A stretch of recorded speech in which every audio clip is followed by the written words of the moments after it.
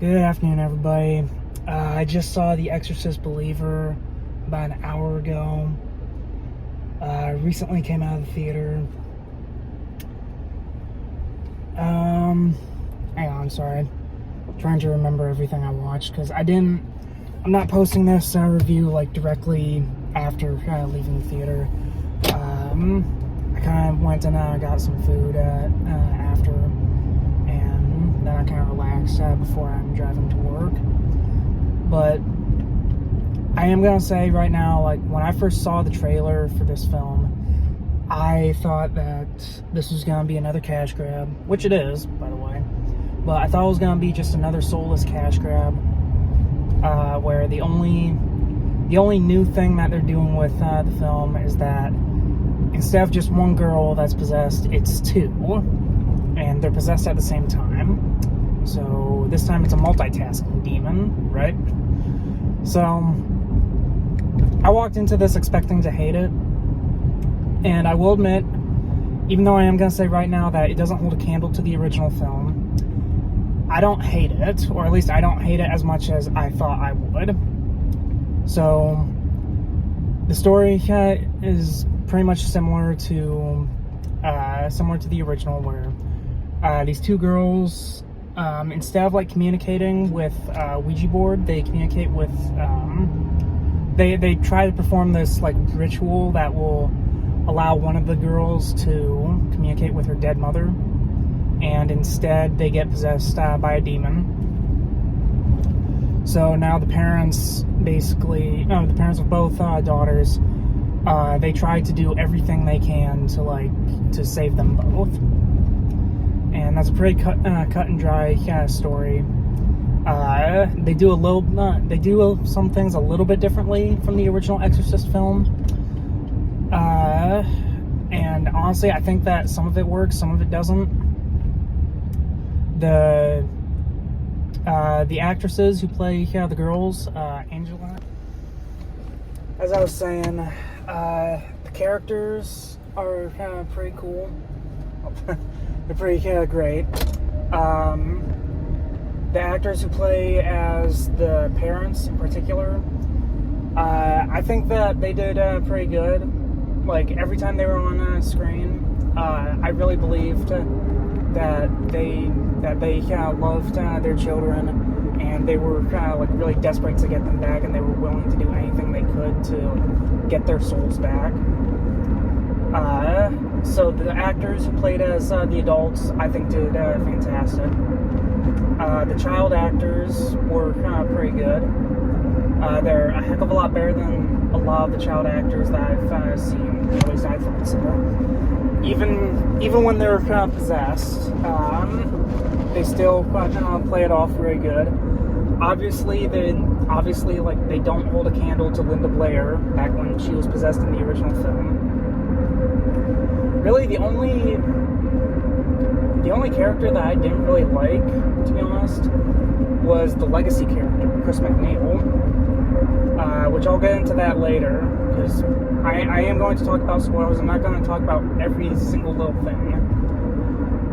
However, there are a few things that I did have problems with in this film where I kind of have to talk about spoilers for it. So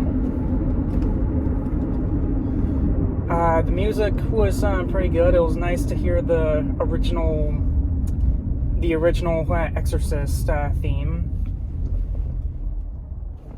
There are a few camera shots that I think are a little bit weird, but overall pretty good.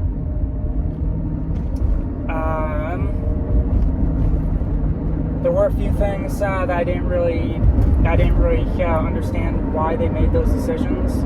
Like, 'cause the very beginning of this film is like a sort of a prologue of when the main father character, Victor Fieldings, he and his wife go to Haiti for a photo shoot, and an earthquake happens and the wife ends up dying, and at the time she's pregnant. So then 13 years later, it cuts to Victor and his daughter Angela getting ready for school. Angela goes and meets her friend Catherine. After school, they end up going off into the woods, and Angela tries to commune with her deceased mother, and that's when they get possessed, and that's when like the hallmarks of the original Exorcist start happening, where both girls end up acting weird. They try doctors, and they try doctors trying to figure out what's wrong. Eventually, a nurse suggests to Victor to go see Chris McNeil, who, ever since the events of the first Exorcist movie, she wrote a book or a memoir about like her experience with it. And at first, at least from the way the trailers described it, like it sounded like it was like a good step forward for Chris, right? Well, and this is the part where I didn't really care for Chris. Turns out after she wrote that book,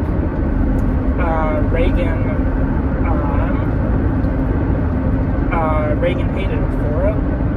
So she left her mom, and at the time where it picks up in Exorcist Believer, Chris hasn't seen Reagan since.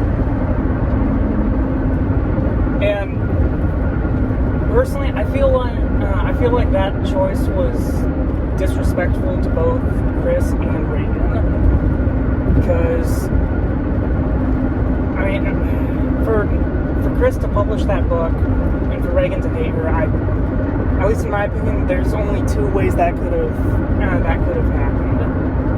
Either Chris wrote that book and had it published behind her daughter's back, who she probably knew that Reagan didn't want it to be published, or Chris did go to Reagan and asked for permission. Reagan said no, but Chris went ahead and had it published anyway. And right now I'm kind of wondering which outcome was worse. But they never explain exactly what happened, whether Reagan knew about the book beforehand or if she found out when it got published. But either way, I don't know. I feel like that makes Chris look worse as a character. Because like in the first movie, she obviously loved her daughter, and she was willing to turn to anything and everything. Like she turned, she went and contacted Father Karras, even though she didn't completely believe that Reagan was possessed in the film. Like that was the final resort that she went to. And then for her to publish a book about hers and Reagan's trauma, and Reagan hating that, just comes off like Chris didn't really care about what her daughter thought, or at least that's how I saw it. So, and then there's this other comment that I feel like is disrespectful to Karras and Marin, where she tells Victor that she didn't actually see the exorcism, but she did see her daughter possessed, which is true. But when Victor asks why she didn't see the exorcism, Chris goes off and says something along the lines of like, well, it was because of like she wasn't part of like the priest's patriarchy or something. And even though that's like a really small minor line, that to me it just feels like she's spitting on the priest who saved her daughter, or at least that's the way I saw it. And then from there, it treads into similar territory of Chris going to see one of the girls, Catherine. Something happens possessed Catherine does something to Chris that just takes her out of the movie. Like, she doesn't die, but she does get seriously injured where she's literally written out of the film. Like, she only gets like 20 or so minutes, and basically nothing happened. And honestly, like, I was already feeling annoyed about Chris McNeil being included, because personally, I think that if anything, they should have brought back Reagan. Like, because Reagan was the one who actually got possessed. I feel like if anyone was gonna even write that memoir, it would have been Reagan. Like, I know that I've heard that Exorcist 2 is like one of the worst, if not the worst, sequels in that franchise. But the filmmakers of that film were at least smart enough to have Reagan be the focus of it. Because I still don't understand why they brought in Chris for this film instead of Reagan. But anyway, so Chris is basically in this movie for about like 20 minutes. Most of the scenes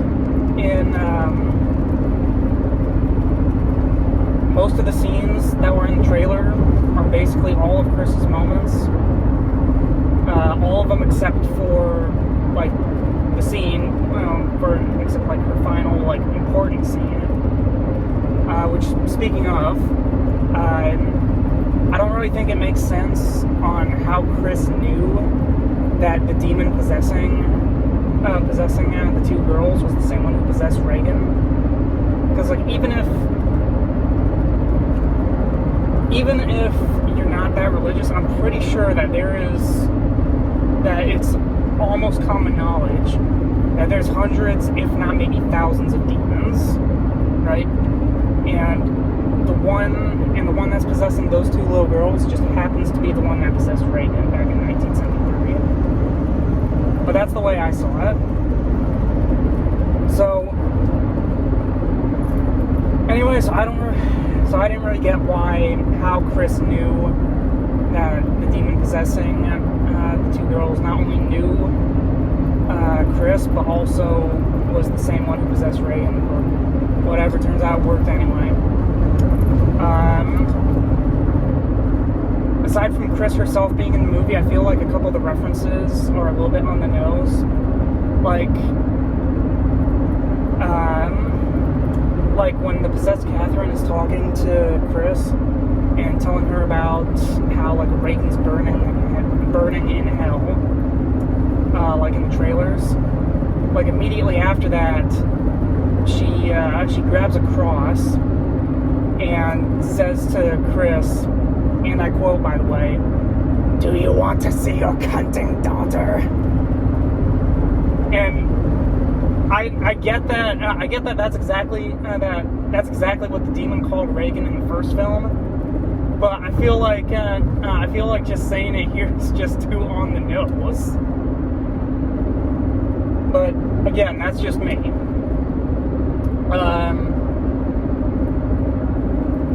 So after Chris basically gets taken out of the film, she does have a few more scenes. She does have a few more shots where it's like interspliced in between the climax, which I felt made no sense whatsoever. Like maybe it was just to give the actress more screen time. But after that, the parents like gather up these priests from different religions, and this one lady from, I think, the Haitian religion, and they all start to perform an exorcism on her. And the moment that I saw that happening on screen, like the first thing I thought of was somebody saying like "Exorcist Assemble." Like, I get what they were trying to go for. That like it takes an entire community of people, right, to have faith and to drive out a possession. I get what they're going for, and it might have worked on paper, but I just feel like it was just too silly on the actual screen. Although I I will admit, during the exorcism scenes, there were a few cool moments.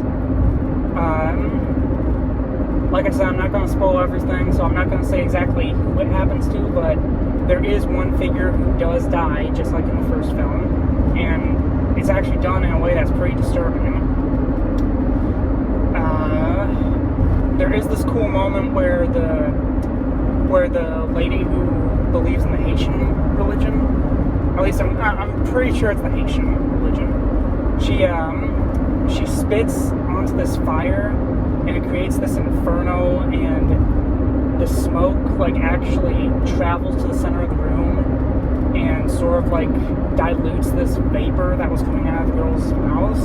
That's a pretty cool shot, especially since like up until that point, this film and the original were mostly grounded in reality. But like but that moment with the raging inferno, like it was just straight up supernatural at that point, and I thought that was pretty cool. Aside from that, like the only thing that I can really kind of say without completely spoiling it is I will give this movie respect that they actually had the balls to not end it on a happy ending. Like, again, not going to say specifically who, but that part in the trailers where the possessed kids are saying that you have to choose, like, one girl must live and one girl must die. Well, they actually keep their promise on that one in the film. Like, because it doesn't end with them using like the power of love or friendship or even community to bring back both daughters' souls. Like, no, they actually do kill off one of them. And I mean, as much as I had some problems with this film, I will give it props to that they were actually willing to go there, that it's not that this doesn't end on a good note, really, and it doesn't really leave the door open for sequels either. At least I don't think so. I think I heard somewhere that they wanted to do a trilogy of movies, just like with Halloween. But honestly, I think that this could have easily been a good one and done. Like, I'm not as mad about this film as I'm pretty sure some other people would be. Like, I'm not a die-hard fan of The Exorcist. Like, I'll admit, I have some bias. Like, my favorite horror movies are the slashers, like Chucky, Freddy, Jason, Michael, Evil Dead, those films. But that doesn't mean that I'm blind to the fact that the original Exorcist is a fantastic film. It's one of the best horror films, one of the best films ever made. But I was never really that big fan of the series. Like, I've only seen the first film and then this newest one. Like, I still think that the first one could have been just a one and done, and I think the same thing here. But again, like I said at the very beginning of this review, Blumhouse and David Gordon Green, they just want more money, so they're just gonna squeeze out the property as much as they can, just like with Halloween. And I think that if they do end up doing a trilogy, then it's gonna go the same way as Halloween, where Halloween 2018. It might have had a few flaws, but overall it was generally liked. And while I'm pretty sure that more people are going to dislike this film, it's still going to be like very much average, despite the fact that I still personally think that there's a lot of moments, especially regarding Chris McNeil's character, that just openly shits on the original film. But overall, this film was pretty average, but if they keep on going down this route, I feel like it's just going to I feel like it's going to go the way of the Halloween films, where it just gets gradually worse with each installment in the trilogy. But those were all my thoughts. I'm not sure if I'm going to watch the next 2 Exorcist films. I might or might not. I mean, I honestly originally wasn't even planning on seeing this one, but a couple of my friends from work said that they were shocked when they found out that I wasn't, so I decided, you know what the hell? And besides, it all worked out anyway, because, I mean, like I said in my previous review, like unfortunately I had to refund my movie ticket for House of a Thousand Corpses, so I ended up seeing this instead, so it all worked out fine. But those were my thoughts on Exorcist Believer. The best I can say is, like, just keep an open mind.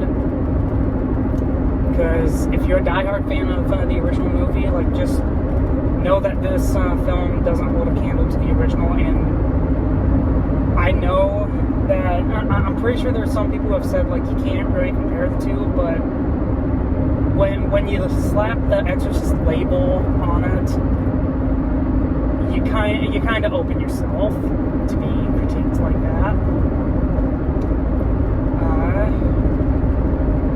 But like I've been saying, like I think the film is pretty average. There's a few flaws with it, but overall, I think it was. I still think it was pretty good. It was an okay horror movie. It didn't really scare me much. There was one jump scare. Oh, hey, that reminds me. I almost forgot. The other gripe that I have about this film, like the last gripe that I have about this film, is that they would stoop so low to use jump scares. The original never did that. At least not that I remember. If the original film had jump scares, like they didn't do it often. So to see a sequel to one of the greatest horror movies of all time rely on jump scares to freak people out, that kind of sucks. But that's the last thing. Aside from that, the movie was okay. Again, if you're a diehard fan of The Exorcist, you might not like it. Just try to keep an open mind. But those were my thoughts, and I'll see you guys in a future review, whether it's a horror movie or not, because apparently there's not a lot of horror movies coming out in October this year. But whether it's scary or not, I'll make time for another review. So I'll see you guys in the next one.